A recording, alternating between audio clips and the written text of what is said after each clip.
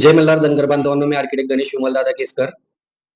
या व्हिडिओच्या मार्फत मी आज तुमच्या समोर आपले जे धनगर बांधव आहेत यांच्यावर वारंवार हल्ले होत आहेत हे आपण कितीतरी दिवसांपासून पाहतोय. आणि असाच एक हल्ला पाटण तालुक्यात मध्ये पण झालेला आहे. आपल्या शेजारच्या गावातल्या हनुमंतवाडी या गावामध्ये राहणारे आदरकीच्या शेजारी शंकर अंकुश ठोंबरे आणि त्यांचे नातेवाईक काही दिवसांपासून पाटण तालुक्यामध्ये आपल्या मेंढपाळ व्यवसाय करण्यासाठी गेले होते. तिथं हा व्यवसाय करण्यासाठी गेले असता मेंढरांना चारा चारण्यासाठी ते आजूबाजूच्या जंगलामध्ये मेंढरांना घेऊन गेले असता एका पाटण तालुक्यातील मूळ गावातील मारुती शंकर कळवे या नावाच्या नराधमानी शंकर अंकुश ठोंबरे यांच्यावर कुऱ्हाडीने मारहाण केली आणि त्यांचं डोकं पूर्णपणे फोडलेलं आहे. आपण पाहतोय हे हमले वारंवार आपल्या समाजातल्या मेंढपाळ बांधवांवर होतात आणि म्हणून आपण खऱ्या अर्थाने अॅट्रॉसिटीची पण मागणी सरकारला करतोय.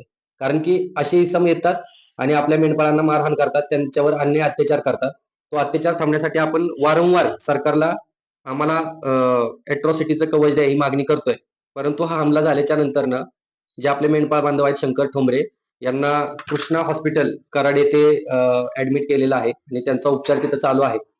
काही आपल्या मेंढपाळ बांधवांनी ही खबर मला दिल्याच्या नंतरनं मी पोलिसांना सुद्धा कॉल केला, एसपींना सुद्धा कॉल केला आणि एसपीनं तिथल्या पोलीस स्टेशनला यांच्यावर त्यांची कंप्लेंट घेण्यासाठी सांगितले असता आपण पाहतोय की त्या आरोपीवर किंवा त्या नराधमावर 108 आणि 352 कलम पोलिसांनी लावलेले आहे.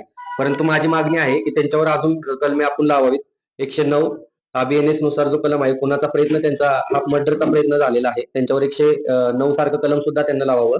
118 जीवाला धोका निर्माण झाला तेही कलम लावावं. 121 सारखे गंभीर दुखापतीचं जे कलम आहे तेही लावावं.